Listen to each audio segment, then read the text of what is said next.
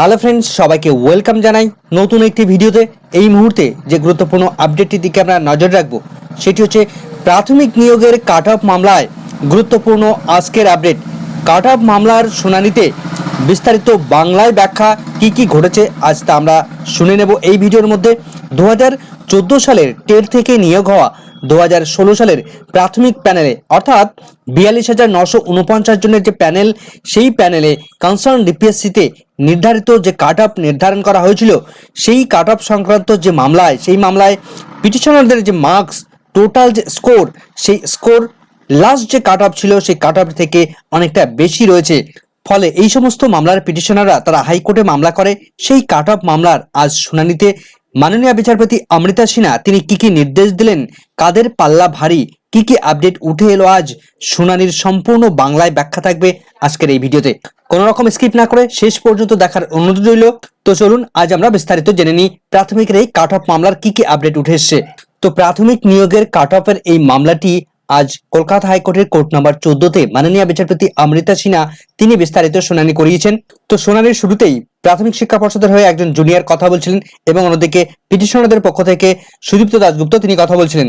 তো পর্ষদের junior lawyer তিনি প্রথমে প্রার্থনা জানান যে আজ এই মামলার শুনানি করানোর জন্য আসার কথা ছিলেন মিস্টার সুবীর সান্যাল এবং অন্যদিকে রাতুল বিশ্বাস মহাশয়কে, কিন্তু এই মিস্টার সান্যাল এবং মিস্টার বিশ্বাস এই দুজনই আজকেও প্রেজেন্ট থাকতে পারবেন না এই মামলার শুনানি করার জন্য। তার জন্য প্রাথমিক শিক্ষা পর্ষদের জুনিয়র তিনি বলেন যে এই মামলাটি আপাতত একদিনের জন্য স্থগিত করে রাখা হোক, আগামীকাল যদি এই মামলাটি শুনানি করানো হয় তাহলে তিনি বাধিত হবেন। তো তারপরেও বেশ কিছুটা শুনানি হয়েছে। তো পিটিশনারদের পক্ষ থেকে সুদীপ্ত দাশগুপ্ত এরপর কথা বলা শুরু করেন। তিনি বলেন যে মাই লর্ড, আমার মক্কেলরা, আমার পিটিশনাররা প্রাথমিক শিক্ষা পর্ষদের 2016 রিক্রুটমেন্ট প্রসেসে তারা অংশগ্রহণ করে এবং 2017 সালে তারা জব পায় এবং 2017 সালেই কয়েক মাস পরেই তাদের জব টার্মিনেশন লেটার ধরানো হয়, অর্থাৎ চাকরি থেকে বরখাস্ত করে দেওয়া হয়। তিনি বলেন যে আমার মক্কেলরা একজন আনট্রেন্ড ক্যান্ডিডেট। তো কনসার্ন ডিপিএসসি তে লাস্ট যে কাট অফ নেমেছিল সেই কাট অফের থেকেও আমার মামলার পিটিশনারদের অনেক বেশি মার্কস রয়েছে, অনেক হায়ার মার্কস রয়েছে, অথচ তাদেরকে চাকরি থেকে টার্মিনেশন লেটার ধরানো হয়েছে। তো যখন রিক্রুটমেন্ট প্রসেস শুরু হয় তখন এই মামলার পিটিশনাররা অর্থাৎ এই সমস্ত শিক্ষকরা তারা চাকরিতে জয়েন করেছিলেন, তারা স্পেশাল বিএড ট্রেনিং কোর্স তাদের ছিল। তো তার ফলে প্রাথমিক শিক্ষা পর্ষদ তাদের প্রথম দিকে ট্রেনিং অর্থাৎ ট্রেন টিচার হিসেবে তাদেরকে অ্যাপয়েন্টমেন্ট দেওয়া হয়েছিল। তো পরবর্তীতে কনসার্ন ডিপিএসসি অর্থাৎ মুর্শিদাবাদ ডিপিএসসি তো তারা দেখে যে এই স্পেশাল বিএড ক্যান্ডিডেটরা তারা এলিজিবল নয়, তার ফলে তাদেরকে চাকরি থেকে টার্মিনেশন লেটার তাদেরকে দেওয়া হয়, অর্থাৎ কয়েক মাসের মধ্যে তাদের চাকরি বাতিল করে দেওয়া হয়। কিন্তু সুদীপ্ত দাশগুপ্ত মহাশয়ের বক্তব্য যে আমার পিটিশনারদের যদি ট্রেন্ড হিসেবে আমি ধরে নিলাম যে আমাকে গণ্য করার দরকার নেই কোনো রকম ভাবে, যদি আমাকে নন ট্রেন্ড হিসেবে গণ্য করেন তাহলে লাস্ট যে কাট অফ ছিল সেই কাট অফের থেকেও আমার এই মামলার পিটিশনাররা তারা চাকরি পেয়ে যাবে, অর্থাৎ এদের মার্কস অনেক বেশি রয়েছে, তার ফলে নন ট্রেন্ড হিসেবে অন্তত ট্রিট করা হোক, ট্রেন্ড হিসেবে ট্রিট করা না হোক, অন্তত নন ট্রেন্ড হিসেবে ট্রিট করা হোক, তাহলে অন্তত তারা চাকরিটা ফিরে পাবে। তো এই দাবি তিনি আজ জানিয়েছেন। তো তিনি জানান যে ডিপিএসসি তারা জানিয়েছে যে তাদেরকে রেকমেন্ডেশন দিয়েছে প্রাথমিক শিক্ষা পর্ষদ, কিন্তু তাদের কনসার্ন যে সমস্ত কোয়ালিফিকেশন প্রয়োজন রয়েছে, ট্রেন কোয়ালিফিকেশন, সেই ট্রেন কোয়ালিফিকেশনটা ভ্যালিড কোয়ালিফিকেশন নয়, তার ফলে তাদেরকে চাকরি থেকে টার্মিনেশন দেওয়া হয়েছে।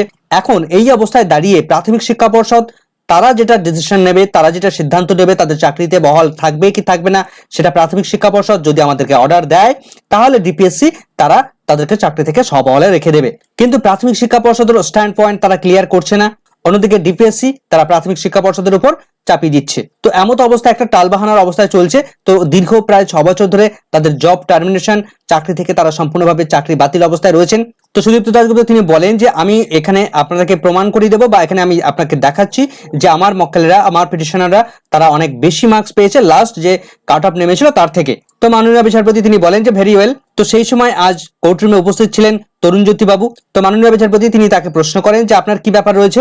তো তরুণজ্যোতি তাহলে তিনি বলেন যে ইতিপূর্বেই আমি এই মামলাটি মেনশন করিয়েছি, তো আজকে এই কোর্টরুমে এই মামলাটি মেনশন করিয়ে যে মামলাটির শুনানি চলছে ঠিক একই গ্রাউন্ডে, সেম গ্রাউন্ড রয়েছে আমার মামলার, তাই আমি এখানে কথা বলতে এসেছি। তো তরুণজ্যোতি বাবুর ঠিক একই রকম বক্তব্য যে আমার যে সমস্ত ক্যান্ডিডেটরা রয়েছেন তারা লাস্ট যে সমস্ত কাট অফ নেমেছিল তার থেকে মোর বেশি মার্কস তারা পেয়েছে, সে তাদেরকে অ্যাপয়েন্টমেন্ট দেওয়া হয়নি। বিচারপতি বলেন ভেরি ওয়েল, আপনাদের নাম্বার কত, অর্থাৎ মামলার পিটিশনার নাম্বার কত সেটা তিনি জানতে চান। তো তার পাশাপাশি গতকাল আরেকটি এই মামলার সঙ্গে আরো একটি ক্যান ফাইল অ্যাডমিশন হয়েছে, সেটাও মাননীয় বিচারপতি তিনি অ্যাকসেপ্ট করলেন। তো এরপর মাননীয় বিচারপতি তিনি বলেন যে তাহলে আমরা এই মামলাটি বিস্তারিত শুনানি করার জন্য কবে ডেট রাখতে পারি। তো সেই সময় মুর্শিদাবাদ ডিপিএসসির পক্ষ থেকে কথা বলতে আসেন মিস্টার রাতুল বিশ্বাস।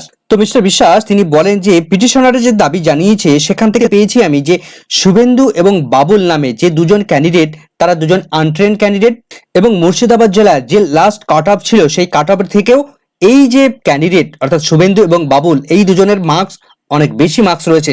অর্থাৎ মুর্শিদাবাদ ডিপিএসসি তারা স্বীকার করে নিল যে লাস্ট কাট অফের থেকে এই মামলার পিটিশনারদের মার্কস বেশি, সেটা তারা স্বীকার করে নিল। তবে অন্য আরেকজন পিটিশনার তার বিরুদ্ধে তারা অবজেকশন জানিয়েছে যে রেজাউল হক নামে একজন ট্রেন্ড ক্যান্ডিডেট, তো যেহেতু স্পেশাল বিএড ক্যান্ডিডেট ট্রেন্ড হিসেবে এই তারা গণ্য করছে না সেহেতু নন ট্রেন্ড হয়ে যাচ্ছে, তবে তার মার্ক কাট অফ মার্কসের থেকে একটু কম আছে, সুতরাং তাকে কোনো রকম ভাবে কনসিডার করা যাবে না।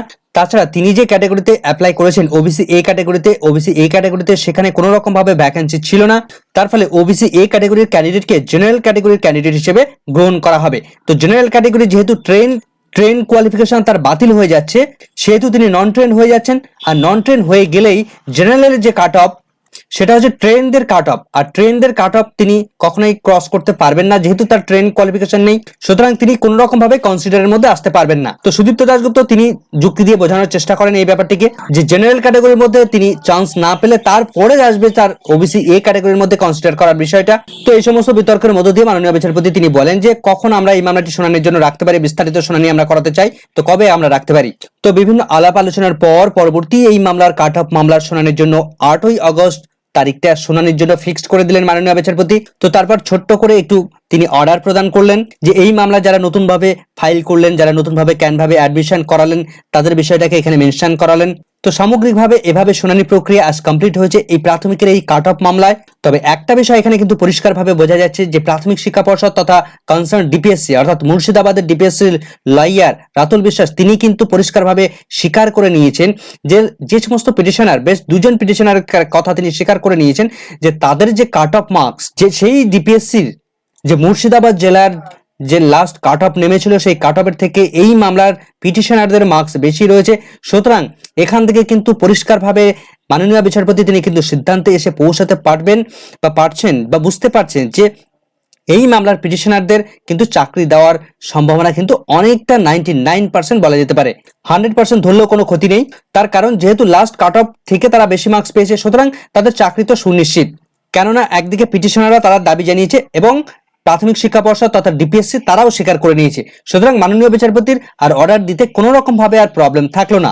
তো আশা করা যায় 8ই আগস্ট 2024 তারিখে এই মামলার করিয়ে ফাইনাল আউটকামে এসে যাবেন অর্থাৎ ফাইনাল রায়দান দিয়ে দেবেন। তো সেদিনই কিন্তু বোঝা যাবে যে এই মামলার পিটিশনার অর্থাৎ কাট অফ মামলায় পিটিশনাররা তারা চাকরি পেতে চলেছেন, এমনই অর্ডার কিন্তু আসার সম্ভাবনা প্রবল রয়েছে। তো দেখা যাক, পরবর্তী আপডেট পেলে অবশ্যই আপনাদের সঙ্গে শেয়ার করব। আপাতত এই ভিডিওটি ভালো লাগলে অবশ্যই একটু লাইক এবং কমেন্ট করে যাবেন।